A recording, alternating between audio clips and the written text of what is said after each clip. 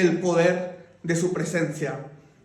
Dentro de la presencia de Dios hay poder, dentro de la presencia de Dios hay beneficios, pero fuera de su presencia, fuera de su cobertura, hay un abandono de su Santo Espíritu en nuestro corazón, en nuestra vida. Traigo un tema impactante en esta hora para tu vida. En el Salmo 73, capítulo 2, el rey David pronunció: en cuanto a mí, casi deslizaron mis pies, por poco resbalaron mis pasos, porque tuve envidia de los arrogantes, viendo la prosperidad de los impíos. En este momento, el rey David empezó a acumular una envidia dentro de su corazón, porque vio la prosperidad de los impíos, vio la prosperidad de la gente que no amaba a Dios. Pero cuando tú y yo volteamos a ver al mundo, cuando tú y yo volteamos a ver cosas que no tenemos que ver, cuando tú y yo estamos en pláticas donde ya no debemos estar, donde tú y yo escribimos cosas que ya no debemos escribir, surge una desconexión de la presencia de Dios. En este momento, el rey David dijo: por poco resbalo, por poco caigo, porque volteé a ver, porque me desconecté de Dios, me desconecté de su presencia. Y cuando tú y yo nos desconectamos de su presencia, empezamos a hablar, empezamos a hacer cosas extrañas. Nuestra relación con Dios se empieza a fracturar, porque aquí estaba un rey David que él alababa a Dios, aún hubiera gigantes.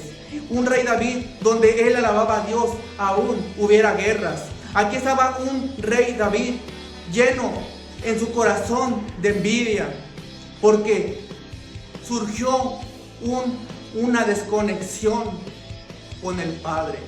Y cuando eso sucede en nuestra vida, empieza a fracturarse nuestra relación con Dios. Ya no vemos la obra de Dios como la mirábamos antes, porque más adelante el rey David dijo: en vano he lavado mis manos en inocencia. Prácticamente él dijo: en vano me he esforzado, en vano he trabajado, en vano me he guardado para Dios, porque en ese momento él ya no estaba conectado. Y cuando tú y yo ya no estamos conectados con el Padre, se nos nota. Cuando tú amas a Dios, se te nota. Pero cuando tú no amas a Dios, se te nota más. Y en ese momento él empezó a hablar cosas extrañas. Y en ese momento él ya no miraba la obra como antes la miraba. Pregúntate, ¿tú sigues mirando la obra de Dios con los mismos ojos de amor? ¿Tú sigues mirando la obra de Dios con la misma pasión? ¿Sigues escuchando su palabra con la misma pasión? ¿Sigues orando con la misma pasión? ¿Sigues ayunando con la misma pasión? ¿O ha existido en tu vida un abandono? Pero en su misericordia Dios nos envuelve, en su gracia Dios nos da un electroshock de su Santo Espíritu y nos reanima en nuestra vida espiritual. Porque en otro salmo el rey David dijo: hubiese yo desmayado si no hubiera meditado en la bondad de Dios. Cuando nosotros meditamos en sus bondades, cuando nosotros meditamos en lo que Dios ha hecho en nuestra vida, cuando nosotros meditamos de dónde Dios nos ha sacado, eso es un electroshock para tu vida espiritual que te revive, que te reanima y que te da fuerzas. Y dice el rey David que cuando él pensaba: ¿por qué en vano he lavado mis manos? ¿Por qué en vano me he esforzado? ¿Por qué en vano he trabajado? Cuando él estaba en esa desconexión de la presencia de Dios, dice que entonces entró al templo. Entonces entró a la presencia. El tema de esta hora se llama el poder de su presencia.